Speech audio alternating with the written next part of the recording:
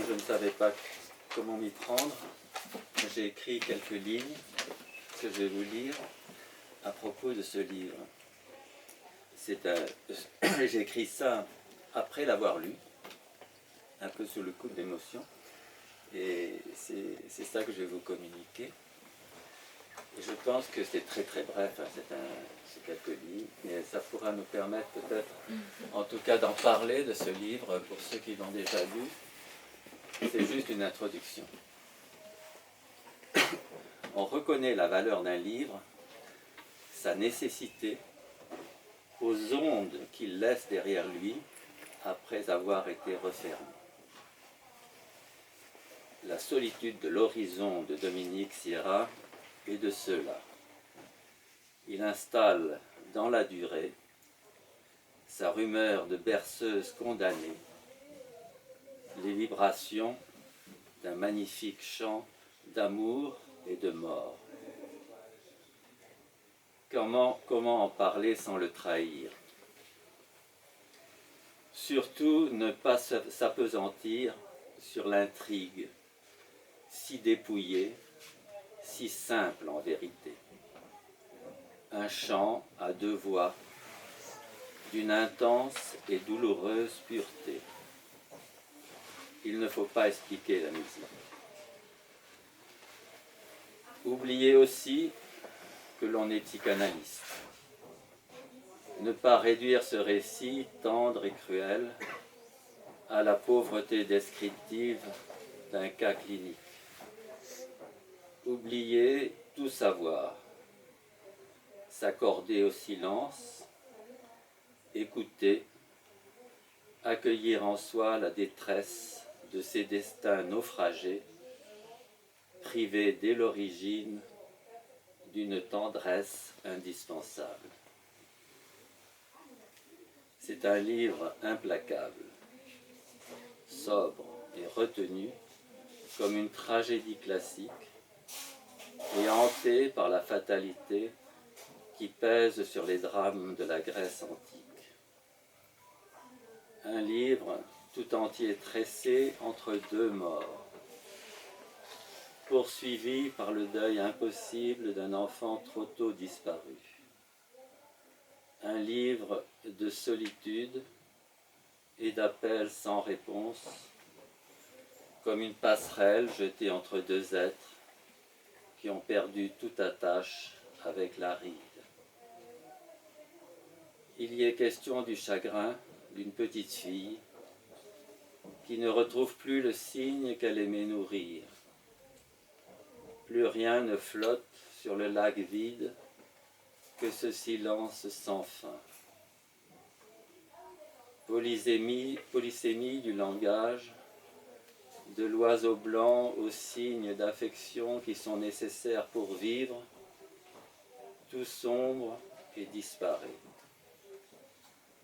Livre de l'abandon et du manque, où les êtres se frôlent sans se reconnaître, où la plus grande proximité ne fait que rendre plus vertigineuse l'infinie distance qui les sépare.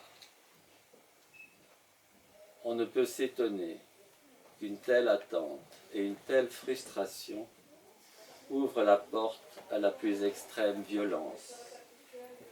Eros et Thanatos avancent ici à visage découvert. Le sexe crie sa misère et son incomplétude. Je ne veux pas expliquer, mais je tiens à signaler la scansion mystérieuse qu'opère un très modeste objet dans ce récit. Il s'agit d'un caillou, il s'agit d'un caillou ou d'un galet que Louise, personnage principal de ce livre, serre dans le creux de sa main quand tout le reste du monde s'effondre.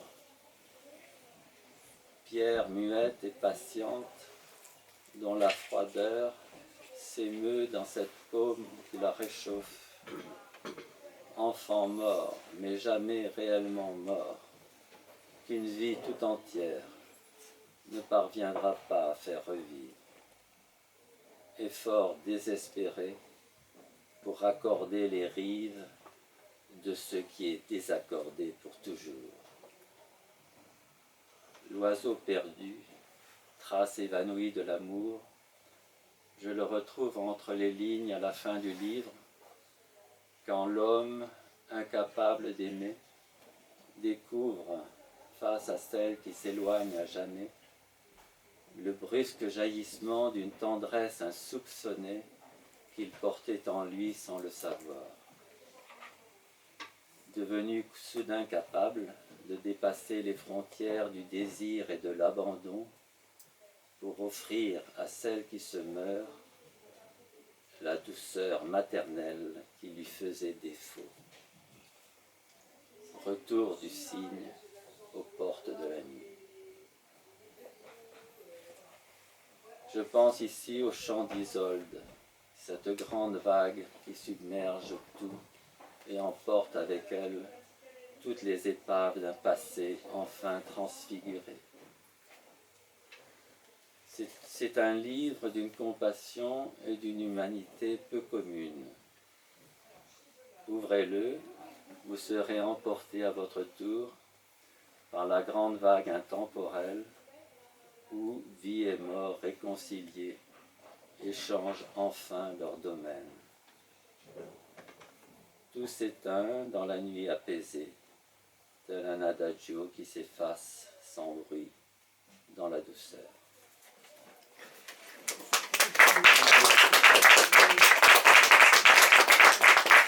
C'est difficile de parler d'un livre, mais j'ai essayé non pas de raconter l'histoire, vous l'avez vu, mais plutôt de communiquer quelque chose de ce que j'avais ressenti, c'est-à-dire une vibration.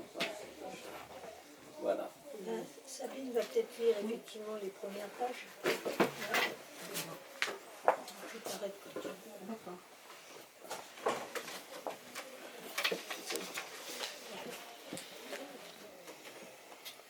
C'était autour d'elle comme un rideau de pluie.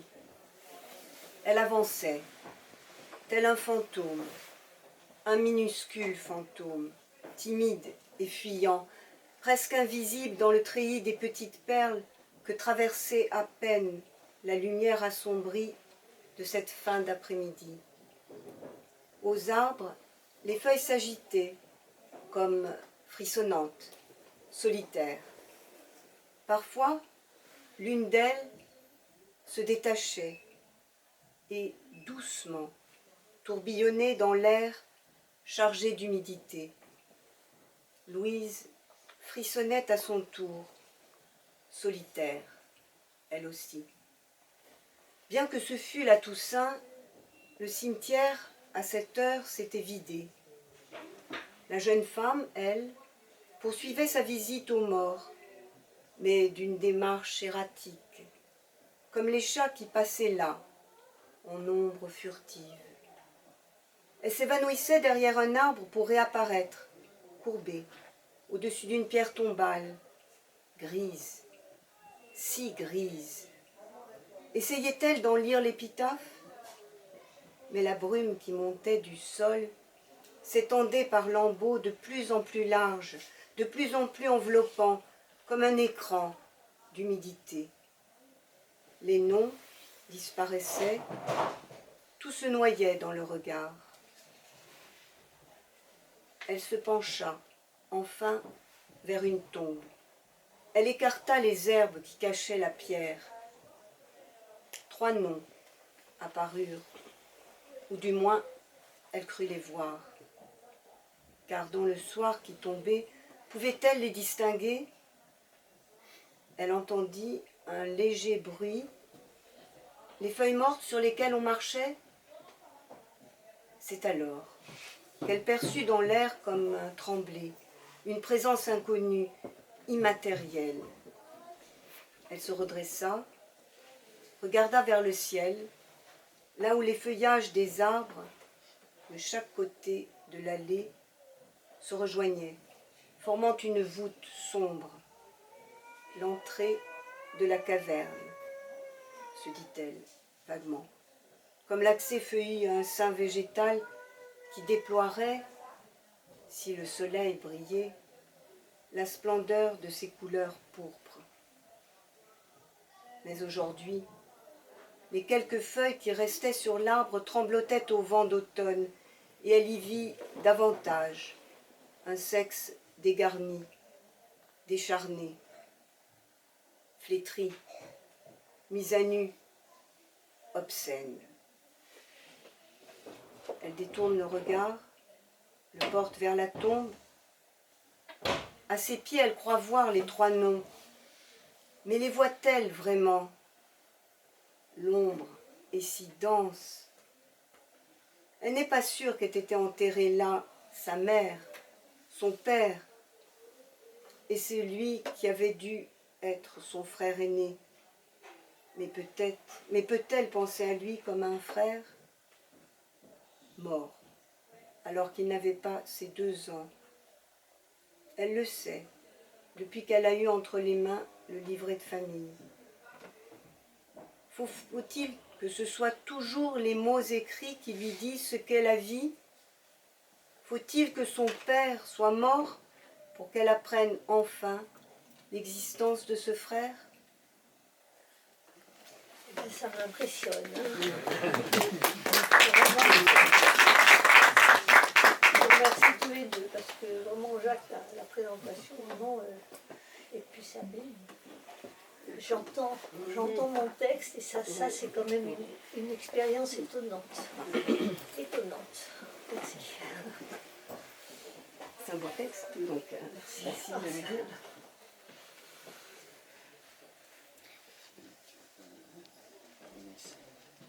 La relancer, ça m'est difficile. Hein. Il y a quelque chose où j'étais pas très d'accord. Ça fait plaisir. Qu'est-ce que c'est? C'est à propos de l'homme, je crois. C'est pas que je sois pas d'accord, je suis d'accord. Hein. Mais tu dis qu'il n'aime pas. À un moment donné. Il n'est pas capable d'aimer. Il n'est pas capable.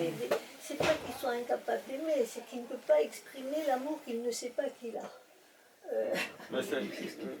C'est d'ailleurs. Enfin, à la fin, il arrive. Ben oui, mais c'est ce que je dis, c'est que l'amour, il est là. Il l'a parce qu'il le découvre à la fin. Ah oui, il le découvre, mais il l'avait. Oui, mais il ne savait pas. Il ne le savait pas, voilà. D'accord. Alors on est d'accord. Je crois qu'on est d'accord. Bon. Je ne sais pas si parmi ceux qui l'ont lu, en tout cas, il y a des questions ou... Moi si, juste parce que j'ai cru comprendre que c'est un texte qui a mûri, mais pendant très très longtemps. Hein. C'est un texte que j'ai écrit pendant plus de 40 ans. Je suis quelqu'un de très lent. Et c'est un texte que je n'ai pas cessé de corriger, de recommencer. J'ajoutais chaque fois des broderies, des histoires qui s'imbriquaient, etc. Et puis à vrai dire, c'est grâce à Sylvie Cezé-là que j'ai terminé ce texte. Oui, je vais vous expliquer peut-être en 2 minutes, parce que je crois que pour moi c'est important de vous rendre ce que je vous dois. C'est que j'avais écrit une nouvelle qui s'appelait je ne sais plus, qui a été publiée dans ce livre-là grâce à Sylvie. Et un an après, je ne sais pas exactement, Sylvie, je l'ai eu au téléphone, je ne sais pas qui appelle l'autre, peu importe. Clair obscur, oui, je crois que c'est ça. Et Sylvie me demande si j'écris en ce moment, et je dis oui, je suis en train d'écrire un roman. Ce qui était vrai, mais je n'arrivais pas du tout à trouver ce roman, tout ce que j'écrivais. J'avais déjà une centaine de pages, mais je trouvais ça nul, ça ne m'intéressait pas. Vraiment, ça ne m'intéressait pas du tout. Je me disais, oh, c'est un roman, quoi. C'est un roman. Ça ne m'intéresse pas, le roman. Et puis, je ne me le dis pas. Sylvie, je dis simplement, oui, je suis en train d'écrire un roman. Et je m'entends répondre, ah, ça a à voir avec la petite Louise, qui était le personnage de la nouvelle. Et là, ça a été, j'ai rien dit, je crois que j'étais estomaquée, on a raccroché. Et là, je me suis dit, mais c'est extraordinaire, c'est tout à fait ça. J'ai pris ma plume et mon roman est parti comme ça, mais alors à ce moment-là, c'est parti d'un jet Parce qu'effectivement, tout tournait autour du personnage de cette petite fille qui n'avait pas droit à l'existence et qu'on trouve à la fin du roman, le reste étant là pour amener. Mais le reste elle était important aussi, puisque je l'ai écrit vraiment dans un mouvement. Voilà. Donc ça, c'était la genèse de ce livre, d'une certaine manière. Parce que quand j'ai eu terminé le couloir infini, il s'est passé à peu près, je ne sais pas, un an pendant lequel je continuais à corriger l'autre, comme ça. Je l'appelais mon doudou, hein, parce que depuis 40 ans que je le peaufinais, c'était mon doudou. Et puis, à un moment, je me suis souvenu tout d'un coup de ce coup de fil, et je me suis dit, mais si de toute façon, ce personnage de Louise, c'est toujours le même. Elle avait un autre nom au début, cette petite fille, elle ne s'appelait pas Louise. Et je me suis dit, mais de toute façon, c'est ça. Et à partir de là, tout s'est construit dans ma tête et je me suis dit, mais le livre est fini. Il suffit maintenant de le terminer, mais il est fini, il est là. Ce que j'avais à écrire, c'était ce qui avait trait à cette petite fille Louise. Du coup, je me suis dit, mais comme c'est Louise, je vais reprendre le nom de ce personnage. J'étais un petit peu embêtée, je me disais encore le même personnage que dans le précédent, ça se fait pas. Et puis tout d'un coup, j'ai pensé à Marguerite Duras, parce que j'ai une ambition sans doute, l'orgueil. Et je me suis dit, mais Marguerite Duras, on lui reprochait tout le temps de refaire du neuf avec les vieux potages qu'elle avait, c'est elle qui disait ça. Et on retrouve toujours les mêmes personnages chez Duras. Et je me suis dit, après tout, on est libre, on fait ce qu'on veut. Puisque Louise est là, je vais garder Louise, qu'importe ce qu'on pourra en penser. Et voilà pourquoi j'ai terminé enfin ce texte que je peaufinais donc depuis 40 ans.